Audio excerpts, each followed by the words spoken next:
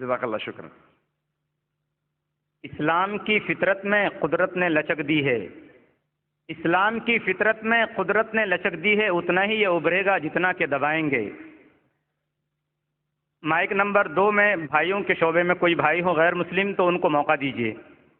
السلام علیکم، میرا نام ہے مہاویر پرساد سینی اور میں پیسے سے پلمبر ہوں، کنسٹرکشن لائن کا کانٹریکٹر، اور میں ویسے تو ڈاکٹر صاحب کا بہت بڑا فین ہوں، اور ویسے میں سبھی دھرم سبھاؤں میں جاتا ہوں، دیکھتا ہوں، اور خاص کر کے اسلام کی جو دھرم سبھا کا جو آج میں یہ جو جن سیلاب دیکھ رہا ہوں، اس کو دیکھ کے تو مجھے وشواس بھی نہیں ہو رہا ہے کہ اتنا بڑا جن سیلاب ایکتا کے ساتھ شانتی سے جو بیٹھا ہے، اور اسی کو دیکھتے ہوئے اور پچھلے 22 تاریخ سے میں لگاتار یہاں آ رہا ہوں، یہ آج تیسرا دن ہے، ڈاکٹر صاحب کی بھی تقریر سن رہا ہوں۔ اس کے آگے جو اسلام مذہب ہے اس کے پرتی میری جو پہلے جو عزت تھی، پسندگی تھی، وہ کتنی گنا بڑھ گئی ہے تو میں الفاظ نہیں کر سکتا، لیکن کچھ بھرانتیاں، کچھ کنفیوزنگ ہے جس کا میں خلاصہ چاہتا ہوں۔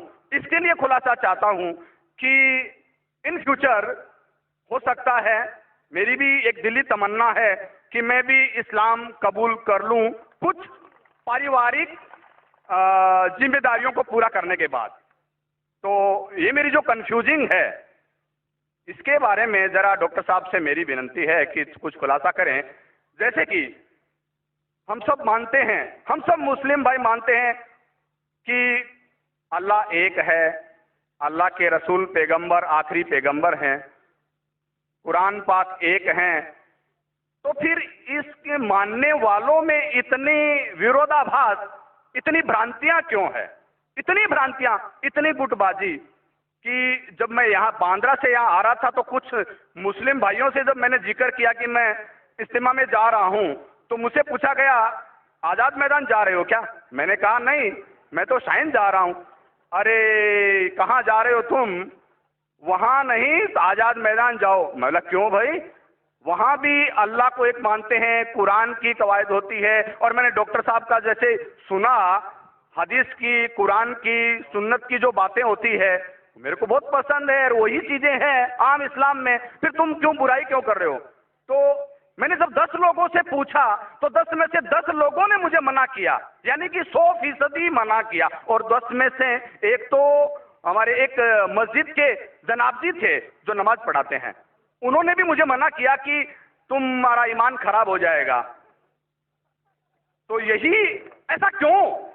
کہیں تو کچھ مس انڈرسٹینڈنگ ہے جس کا میں خلاصہ چاہتا ہوں۔ جب اللہ ایک ہے، قرآن ایک ہے، پیغمبر ایک ہے، تو پھر اتنی برانتیاں کیوں؟ آپس کے اندر اتنی کھیچم خاچ کیوں؟ بھائی صاحب نے ایک بہت اہم سوال کیا۔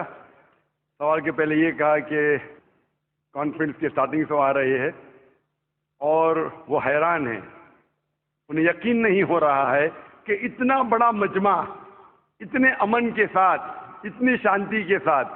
بھائی صاحب مجھے بھی یقین نہیں ہو رہا ہے، مجھے بھی یقین نہیں ہو رہا ہے، بمبئی کی پولیس کو بھی یقین نہیں ہو رہا ہے۔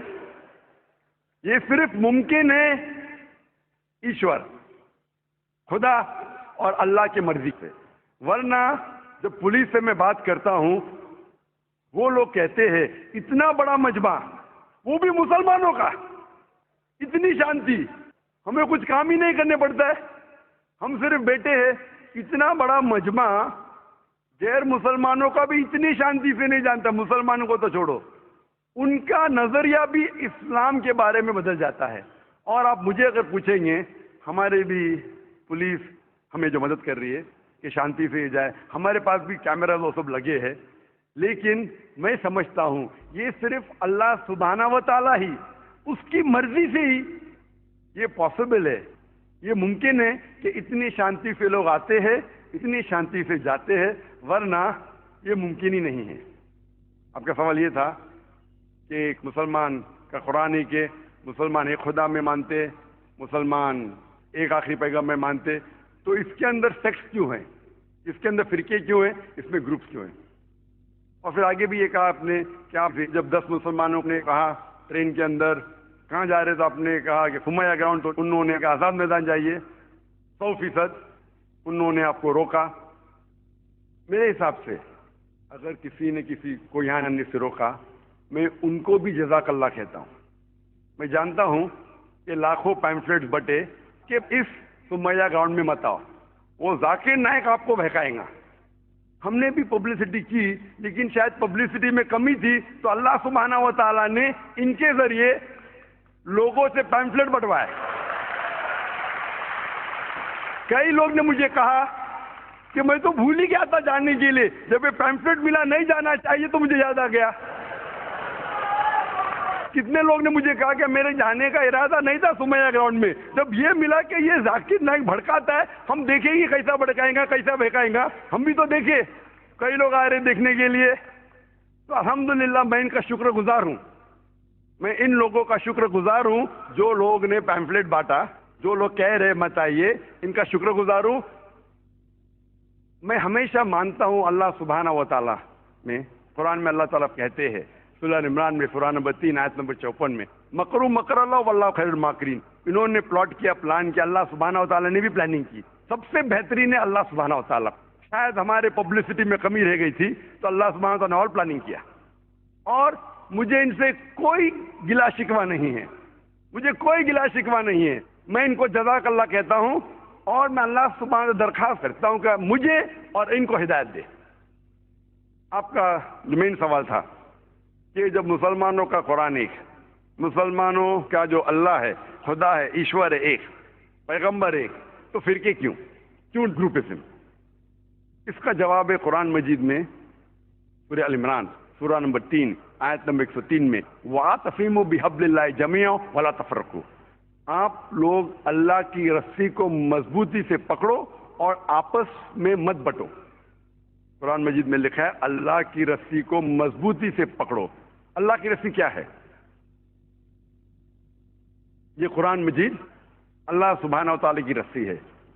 ہم مسلمانوں کو اللہ سبحانہ و تعالیٰ کہتے ہیں کہ قرآن مجید کو مضبوطی سے پکڑو اور آپس میں فرقے مت بناؤ، آپس میں مت بٹو۔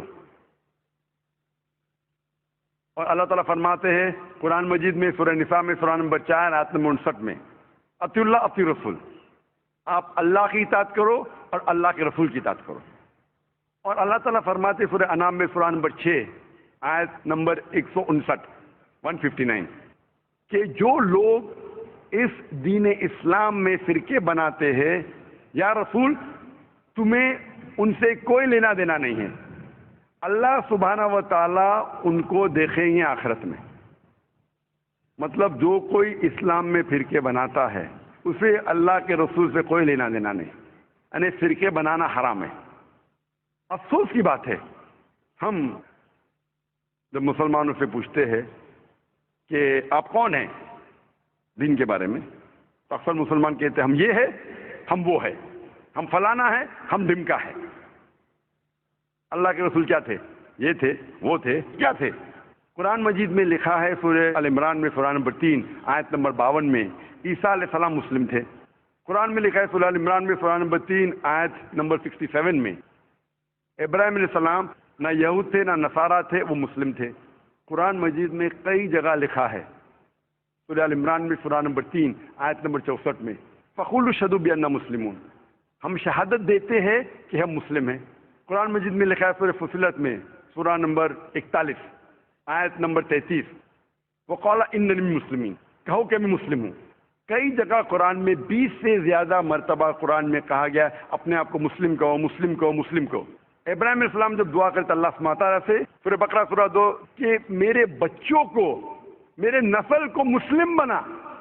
اگر کوئی بھی پوچھتا ہے، جو لوگ ایک قرآن میں مانتے، ایک اللہ میں مانتے، ایک رسول میں مانتے، محمد صلی اللہ علیہ وسلم، صحیح جواب ہونا چاہیے مسلم، اول مسلم اور آخر مسلم، اس کے علاوہ کچھ نہیں۔ اگر آپ اس میں فرقے بنائیں گے تو یہ قرآن کے خلاف ہے۔ محمد صلی اللہ علیہ وسلم کہتے ہیں، صحیح حدیث ہے سنن ابو داؤد میں والیوم نمبر 5 حدیث نمبر 4596، جو اللہ کے رسول فرماتے کہ مسلمان 73 فرقے میں بٹیں گے۔ اللہ کے رسول نے فرمایا بٹیں گے، یہ نہیں کہا کہ بانٹو۔ اللہ کہتا ہے مت بانٹو. اللہ کے رسول جانتے ہیں اللہ کے کہنے کے بعد کا مت بانٹو، پھر بھی یہ مسلمان لوگ اسلام کو فرقے میں بانٹیں گے. اور ایک حدیث اللہ کے رسول کی ترمذی کی، جس میں اللہ کے رسول نے فرمایا کہ مسلمان 73 فرقے میں بٹیں گے اور ان میں سے ایک ہی جنت میں جائے گا. جب صحابہ نے پوچھا کون سا فرقہ، کون جائیں گا جنت میں، اللہ کے رسول فرماتے وہ لوگ جو میرے باتوں پہ عمل کرتے ہیں، وہ لوگ جو قرآن اور صحیح حدیث پہ عمل کرتے ہیں. تو جو لوگ اللہ کی رسی کو مضبوطی سے پکڑتے ہیں صرف وہ لوگ جنت میں جائیں گے. ہمیں اسلام، دین اسلام کو کوئی بھی فرقے میں بانٹنے کی ضرورت نہیں. اسلام کو فرقے میں بانٹنا غلط ہے، اور جو بھی کوئی مسلمان اسلام کو فرقے میں بانٹتا ہے وہ ایک صحیح مسلمان نہیں ہے. ہمیں صرف اللہ اور اللہ کے رسول میں ماننا چاہیے اور اس پہ ایمان لانا چاہیے. جو بھی اختلاف ہے، اختلاف کا مطلب یہ نہیں کہ ہم فرقے میں بٹ جائیں. اختلاف ہے تو اس کا حل کرو قرآن اور حدیث کی روشنی میں. جو قرآن اور حدیث کہتا ہے اس کے اوپر عمل کرو. تو صحیح چیز یہ ہے کہ ہمارے دین اسلام میں کوئی فرقے نہیں. جو بھی کوئی اسلام میں فرقے بناتا ہے وہ غلط کرتا ہے. اور آپ نے کہا اپنے سوال میں کہ کچھ سوالات ہیں اور ہو سکتا ہے کہ بہت جلد آپ اسلام قبول کریں گے، آپ کے پاس کچھ مشکلات ہے، لیکن میرے آپ سے درخواست ہے کہ ہمیں نہیں پتا ہم کتنا جینے والے ہیں. اگر آپ کو یقین ہو چکا ہے کہ دین حق کا دین ہے، اگر آپ سوچیں گے کہ انشاءاللہ میں 1 ہفتے بعد کروں گا یا 2 ہفتے بعد کروں گا، 1 مہینے بعد کروں گا، میرا ذرا کام باقی ہے، 1 مہینے میں ایسا ہو جائے گا ویسا ہو جائے گا، نیا فلیٹ مل جائے گا میں اس میں جاؤں گا، جو بھی ہے، کسی کو نہیں پتا ہم کل کا سورج دیکھنے والے کہ نہیں. نہ مجھے نہ آپ کو. میرے پاس کوئی گارنٹی نہیں میں کل کا سورج دیکھوں گا کہ نہیں. انشاءاللہ امید ہے دیکھوں گا، لیکن میں یہ نہیں کہہ سکتا ہوں. مجھے نہیں پتا میری زندگی کتنی لمبی ہے، کتنی بڑی ہے. تو اسی لیے اگر آپ کو یقین ہو جائے، یقین نہیں ہوا تو مت قبول کرو. یقین ہو گیا تو میری یہ درخواست ہے آپ سے کہ آپ کو اگر یقین ہو گیا کہ اللہ ایک ہے، اس کے پیغمبر محمد صلی اللہ علیہ وسلم آخری پیغمبر ہے اور یہ دین حق کا دین ہے، تو آپ اس میں دیر مت کیجیے. مشکلات تو آتے رہیں گے، آپ قبول کرو یا نہیں کرو. قبول کرنے کے بعد بھی آئیں گے، نہیں کرے تو بھی آئیں گے. یہ ہمارے لیے امتحان ہے. جس طریقے سے اللہ تعالیٰ فرماتے ہیں قرآن مجید میں سورہ ملک میں سورہ نمبر 67 آیت نمبر 2 میں الذی خلق الموت والحیات، اللہ سبحانہ و تعالیٰ نے موت اور زندگی دی آپ کو پرکھنے کے لیے آپ کتنے اچھے ہیں. تو یہ ہمارے لیے ایک ٹیسٹ ہے، ہمارے لیے امتحان ہے. اس لیے میں درخواست ہے اگر آپ کو یقین ہے کہ دین الحق ہے اور صحیح مذہب ہے، آپ اس کو قبول کرنے میں دیری مت کیجیے. جی آپ کی بات بالکل ٹھیک ہے، لیکن کچھ سماجک ذمہ داریاں ہیں جن کو اسی مذہب میں رہ کے پورا کرنا ضروری ہو جاتا ہے، وہ پورا کرنے کے بعد ہی کر پائیں گے. میں آپ سے یہ کہوں گا آپ کو پبلک میں شہادت دینے کی ضرورت نہیں.